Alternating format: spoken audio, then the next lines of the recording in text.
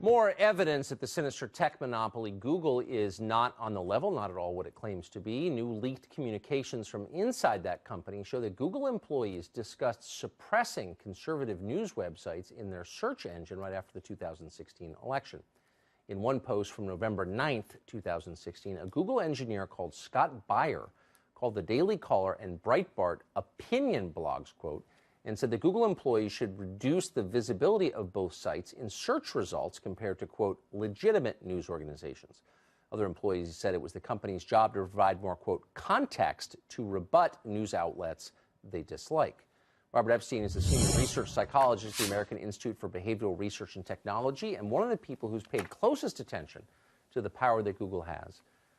Mr. Epstein, thanks very much for coming on tonight. So Google has said repeatedly that it does not manipulate search results, and yet this is not the first, not even close to the first, piece of evidence we have from within the company showing Google employees discussing ways to manipulate search results. Can we be confident they're not doing it? Not at all. You know, Google was extremely good at keeping its secrets for almost 20 years, but in the last few months that has changed, and there have been quite a number of leaks. And we have seen a number of internal discussions there, like the one that you just described. And there's simply no question that they have very strong political leanings. 95% of donations there go to Democrats. I myself am not a conservative. I actually, I kind of lean toward Google's political views.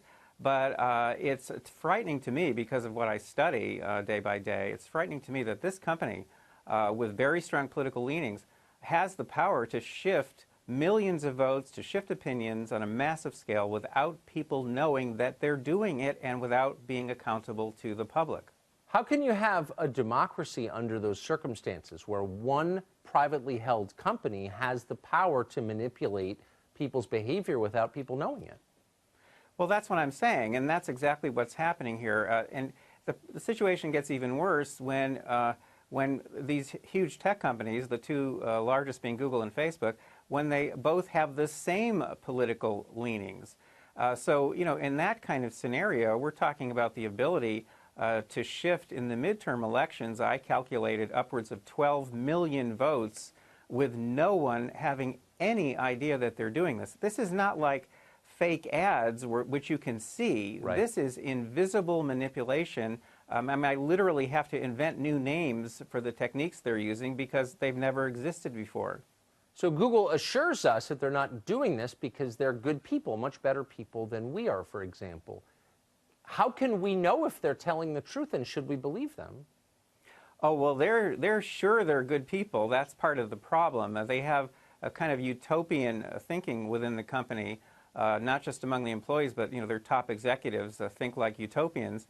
So believe me, they believe that they are doing good for humanity, good for the United States by imposing their values, their thinking on the rest of us. The problem is, as I say, that they can do it in ways that have never existed before in human history. So I know that, as you already said, you and I have different political views, probably don't vote for the same people. So you're maybe the person to ask. How can the United States Congress sit back with evidence that democracy, the core idea of democracy, is being challenged by this company and not do anything about it? Well, the Democrats aren't going to do anything because these companies help them, obviously. The Republicans don't like regulation, so we have a tough problem here in the U.S. Now, the Europeans, on the other hand, you know, they see these companies as American, and so they've been much tougher on them. And I think we're going to see some pretty drastic actions taken against these companies by the EU in the next few years. And that could change their ability to operate worldwide. I never thought I'd be waiting for France and Germany to come to our rescue, but that's where we are, unfortunately. Mr. Epstein, thank you very much. It was great, as always. Thanks, Tucker.